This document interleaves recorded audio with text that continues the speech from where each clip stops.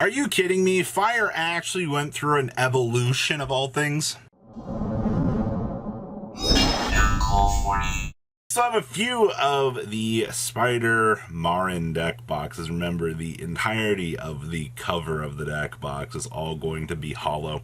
I will leave a link down below so you guys can grab yours today. Make sure you guys smash the crap out of that subscribe button so you guys don't miss out on more awesome content. Wow, the next play breakdown for this week is actually insanely diverse. Like, that is actually quite interesting because you do see that Melodious taking up 2 slots this week, which, you know, the fact that we don't have an over-dominating deck for once is actually pretty good, but this is very reflective of a lot of environments, especially, you know, here in the States where you'll see some locals just be shifted around totally by different forces. You also had 2 Tenpai Dragon decks in this event, and the surprising part is none of those managed to top. All right, like, Tenpai is supposed to be such a dominating force. We also had double Minkanko, double Fire King, double Chimera, and then, of course, only 1 Snake Eyes variant. And then we also had a Spiral player. Kudos to the Spiral player out here actually entering in and shaking things up. Like, I actually think that's probably the most exciting thing that we had out of this. We also had some Dragon Link Rocket stuff, Exo Sisters, Adamantipator, Electromite, and friends. We have a Buster Blader? Okay, that's nice.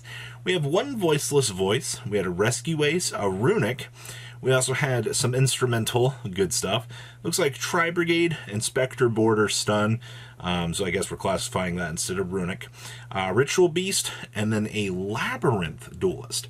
So, I mean, like, this is what we talk about out here. When you have such an interesting pie chart to diversify, you know, all of these different decks in the meta. And I mean, like, any of these can be a meta challenger in the OCG, you know, and it also shows that, you know, not everybody wanted to play Fire this week. You know, you want to see some of these duelists shifting around the meta here and trying these different options. And I honestly think that that's probably the most interesting thing out of this. Now, your top 8 cut. We had 1 Fire King. That's right. One of your Fire King duelists managed to step into the light here and kind of showcase and go, hey, you know, like, this deck is actually a strong challenger still. And I mean, it did undergo its evolution, which we'll talk about here in a couple of minutes. We also had the 1 of Ritual Beast, your 1 Melodious player. You also had 1 Runic control deck. So yes, Runic is still a degenerate pile in this meta. You also have Voiceless Voice, Rockets. Yeah, you gotta love those Dragon Link innovations. You also had 1 Rescue Ace still kind of stepping on into the light here, doing its standard thing.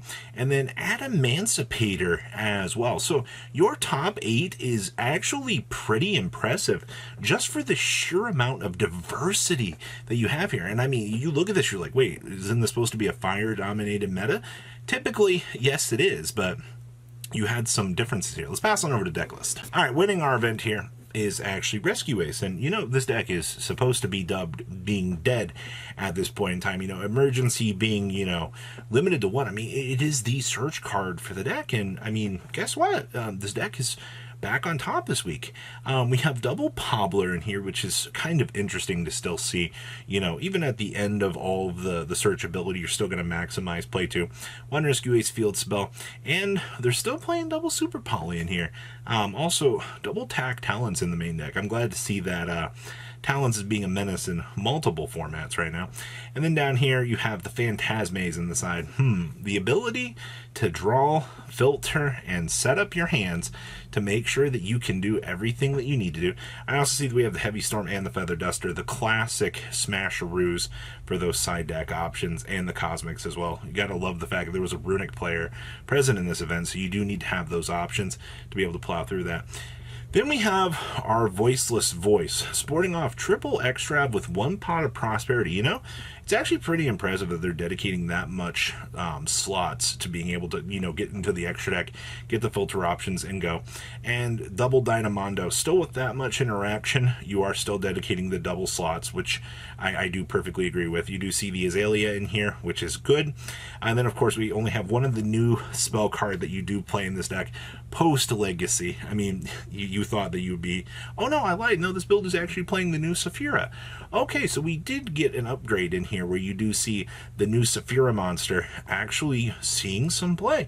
Side deck, you do see the double Phantasmate. You actually do see different dimension ground down here as well, so you can basically set up those punishing effects on your opponent, aka set up the whole banish for an entire turn to definitely start putting you into that leading position. So overall, to see Voiceless Voice doing well is good. Now, I want to talk about Fire King Consort here before we get into the Fire King list. Now, for those of you, Consort was a promo in Japan, and this is the level 4 Wing Beast Fire Monster. You can only use the first and second effects of this card's name once per turn each. So, if this card is normal or special summon, you can destroy one other Fire Monster in your hand or face up on the field.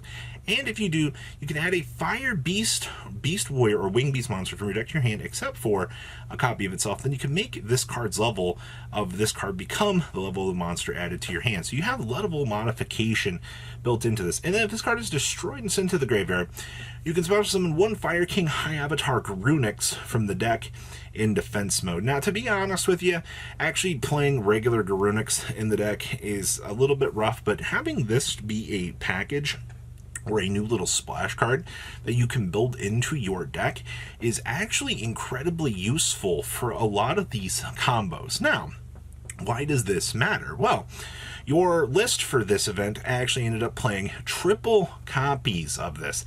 And it's actually kind of crazy to think about out here because, you know, this build is also playing the Triple Kaiser Coliseum in here as well, which means you're going to get that chance to set up a Garunix in defense mode. Your opponent's going to look at that and they're going to go, why do I need to out this, or why do I need to handle the situation that's present with this? You also have triple Fire King Island in this build.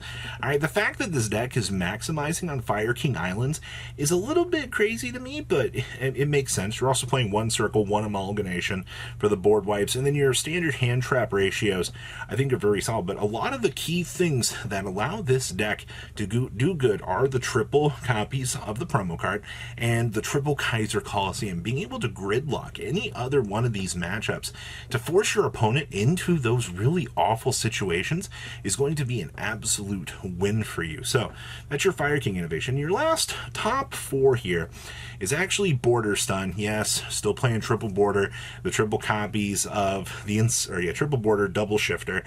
You are playing triple copies of the trap card Synchro Zone because you do not want your opponent being able to declare those attacks. And with how the meta has started to force itself here, you do see that you do need to play the triple dimensional fissure in here as well, you know, taking away your opponent's graveyard so that you yourself can actually play the game.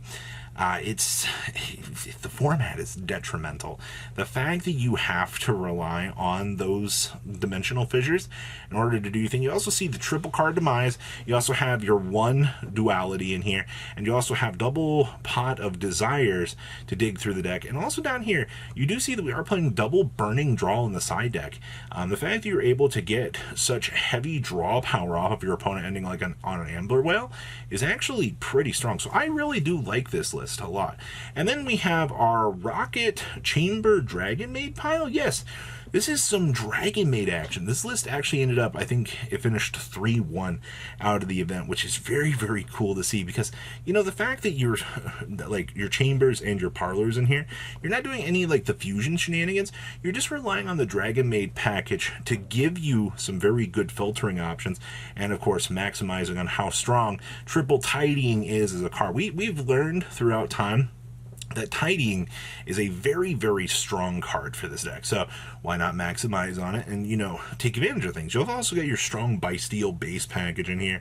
And then Boral End Dragon, obviously, you know, the best deck in the room doesn't really have an option to really clear off, you know, Boral End. So if you establish your big, cool Chad boss monster, well, you're probably going to win the game. And of course, you have some love down there for the anti-spell fragrance as well.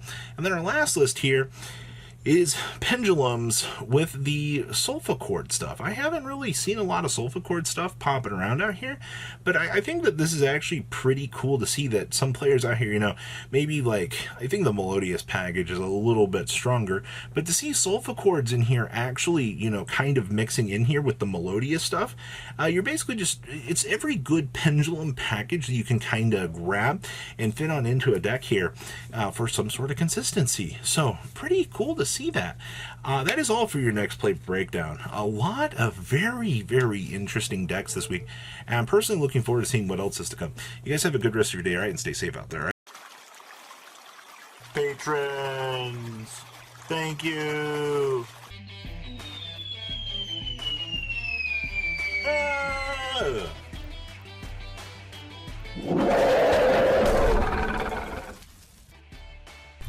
Thank you so much for watching. Check out these other videos.